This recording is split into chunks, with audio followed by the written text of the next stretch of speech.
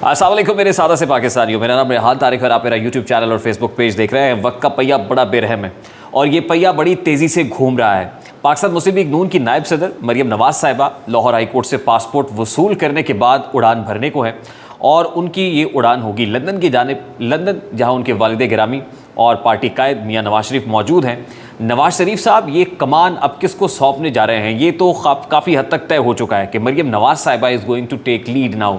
वो ना सिर्फ पाकिस्तान मुस्लिम लीग नून के अंदर एक लीडिंग रोल अदा करेंगी, एक लीडिंग पोजीशन लेंगी, बल्कि मुल्क की सियासत भी मरियम सेंट्रिक होने वाली है। वो लोग जो मरियम को बिल्कुल सिंगल आउट कर रहे थे, जिनको लग रहा था कि मरियम नवाज की तो कोई कैपेसिटी नहीं है, वो किस तरह से वो इवन चीफ मिनिस्टर भी या पार्लियामान के अंदर वो एक नेशनल असम्बली की सीट के ऊपर MNA तक तो मुंतखब नहीं हुई। अब वही मरियम नवाज इस वक्त वो की पर्सन है या की पोजीशन है कि जो मुल्क की सियासत के अहम फैसले करने जा रही हैं। पार्टी कायद के साथ बैठ के क्या इंपॉर्टेंट डिसीजन है जो मरियम नवाज करेंगी, इन तमाम तर डिसीजंस के ऊपर तो मैं आता हूँ। लेकिन आज एक इम्पॉर्टेंट ख़बर जो मीडिया पर फ्लैश करती रही वो एक हैकर की तरफ से चंद इंकशाफात थे। ये चश्मकुशा इंकशाफात कहिए, हौलनाक इंकशाफात कहिए, इनको तहलका खेज़ इंकशाफात कहें, ये बड़े खौफनाक इंकशाफात भी अपनी जगह पर हैं। वो इस वजह से हैं कि आज बुशरा बीबी साहिबा, बुशरा बीबी जिनके लिए इमरान खान एक जुमला भी जिनके मुखालिफत में सुनना पसंद नहीं करते थे। आपको याद होगा कि बहुत सारे ऐसे जय्यद सहाफ़ी हैं जिन्होंने जब बुशरा बीबी से मंसूब कुछ ख़बरें चलाई तो इमरान खान साहब ने ना सिर्फ उनके प्रोग्राम्स को ऑफ एयर कराया बल्कि वो सहाफ़ी भी बड़े अरसे तक ज़ेरे अताब रहे। आज कोई सहाफ़ी तो नहीं कह रहा है, हाँ उससे मिलती जुलती बातें एक ट्विटर अकाउंट से हैकर के आईडी के साथ जो है वो शेयर हुई हैं। और फिर हैकर जब कोई बात करता है तो हम कैसे ना माने। हमने देखा है कि गुज़श्ता चंद रोज़ के अंदर कुछ ऑडियोज़ आई और ऑडियोज़ की कोई तरदीद भी पाकिस्तान तहरीक इंसाफ की तरफ से नहीं आई। जब कोई तरदीद नहीं आती उस शद्दो मत के साथ जैसी माजी में आया करती थी और फिर ऑडियोज़ आके भांडा फोड़ देती हैं तो हैकर जो कुछ कह रहा है फिर हमें मानना पड़ता है कि ऐसा तो होगा। और अब हैकर ने क्या कहा है, वो ये कह रहा है कि बुशरा बीबी वज़ीर आज़म हाउस और बनी गाला में बैठ के तमाम तर कार्य सरकार चला रही थी। असल में de facto prime minister Bushra Bibi थी, यानी सरे आइना ते रक्स है पसे आइना कोई और है। वज़ीर आज़म तो इमरान खान थे लेकिन वज़ारत उज़्मा बुशरा बीबी के पास थी। वज़ीर आला तो उस्मान बुज़दार थे लेकिन वज़ारत आला पर बराजमान फ़रा गोगी थी। अहम इम्पॉर्टेंट डिसीजंस बुशरा बीबी और उनकी सहेली, उनकी चहेती फ़रा गोगी करती थी।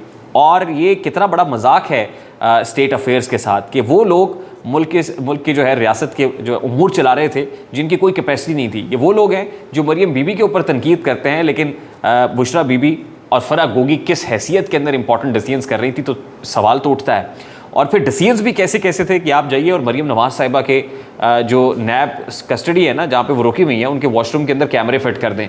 डिसीजन कैसे थे कि नवाज शरीफ अगर जेल के अंदर है तो जेल से उनकी मैयत बाहर आनी चाहिए।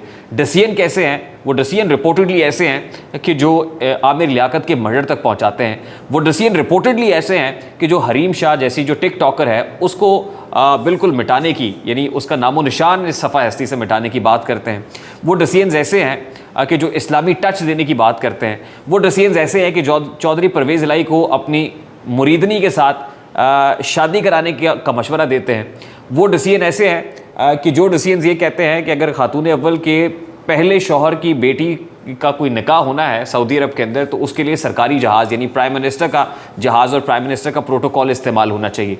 वो डिसीजन ऐसे हैं जिसके मुताबिक बुशरा बीबी साहिबा के जो पहले शौहर हैं उनमें से जो साहबजादे हैं उस्मान मोनिका, खावर मोनिका के साहबजादे, वो 15 रोज़ तक वज़ीर आज़म हाउस के अंदर क़याम करते हैं। और फिर जिस वक्त सहाफ़ी ये कहते थे कि वज़ीर आज़म हाउस का कोई बैरूनी जो बरामदा है उसके अंदर कुछ पुतले मौजूद हैं और पुतलों के ऊपर कील लगे हुए हैं तो शायद कोई जादू टूना हो रहा है, तो बहुत तकलीफ़ होती थी। लेकिन आज ये सब चीज़ें ऐसे अनफोल्ड हो रही हैं। माजी में तो शायद ये इसको रिफ्यूट किया जाता था लेकिन आज ये इररिफ्यूटेबल बन चुकी हैं क्योंकि बताने वाले ये बता रहे हैं कि इनके इररिफ्यूटेबल एविडेंसेस एजेंसीज तक पहुँचा दिए गए हैं।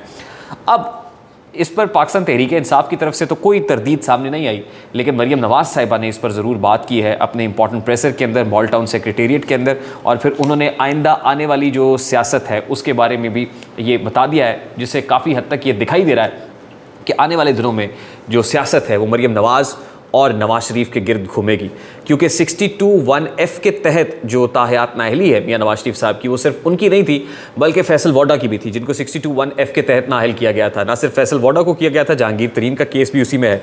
लेकिन अब 62(1)(f की जो क्लॉज है उसके ऊपर सुप्रीम कोर्ट ऑफ पाकिस्तान यानी अदालत उज़्मा बड़ी इंपॉर्टेंट समाअत कर रही है। आज वो समाअत 6 अक्टूबर तक के लिए मुलतवी की गई है।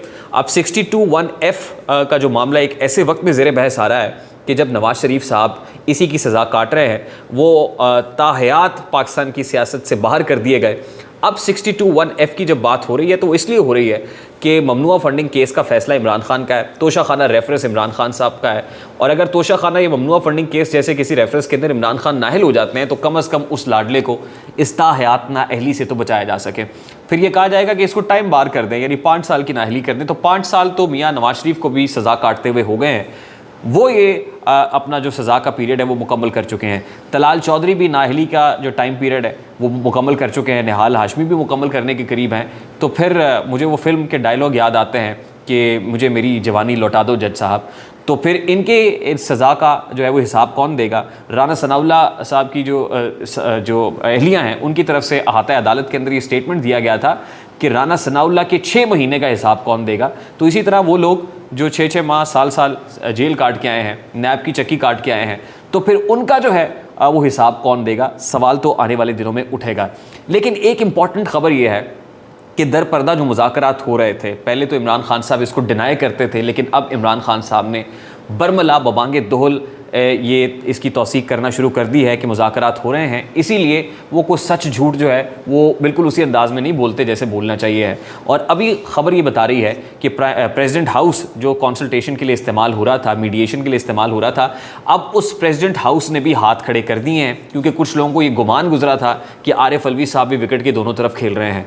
फिर फैसल वोडा और परवेज़ खटक को मैदान में उतारा गया, लेकिन उनकी भी दाल गल नहीं सकी। तो पाकिस्तान तहरीक इंसाफ जो हर तरफ से इस वक्त बंद गली के अंदर है, अब उस नौबत ये आ गई है कि पहले तो आप इलेक्शंस की बात कर रहे थे, फिर आप इंपॉर्टेंट अपॉइंटमेंट की बात कर रहे थे, अब आप सिर्फ हाथ जोड़ने की बात कर रहे हैं, माफ़ी तलाफ़ी की बात कर रहे हैं कि हमें माफ़ कर दें और कम अज़ कम जो सियासत है उससे हमें आउट ना करें, प्रैक्टिकल पॉलिटिक्स में रहने दें। इलेक्शन आप जब भी कराएंगे हम लड़ने के लिए तैयार हो जाएंगे। और हमने जो कॉल की बात की हुई है कि हम इस्लामाबाद की तरफ चढ़ाई करेंगे, तो हमें कम अज़ कम कोई सेफ़ एग्ज़िट दे दें, हमें कोई सेफ़ एग्ज़िट दें, कोई आसानी से हमें मुँह छुपाने की जगह दे दें ताकि हम निकल सकें। तो आने वाले दिनों में जो सियासत होगी मेरे सादा से पाकिस्तानियों, वो मरियम नवाज़ और नवाज शरीफ तयन करेंगे, फ़ैसला करेंगे और उनके गिर्द घूमेगी। मुझे रेहान तारिक को इजाज़त दीजिए, अपना बहुत सारा ख्याल रखिएगा। अस्सलाम वालेकुम।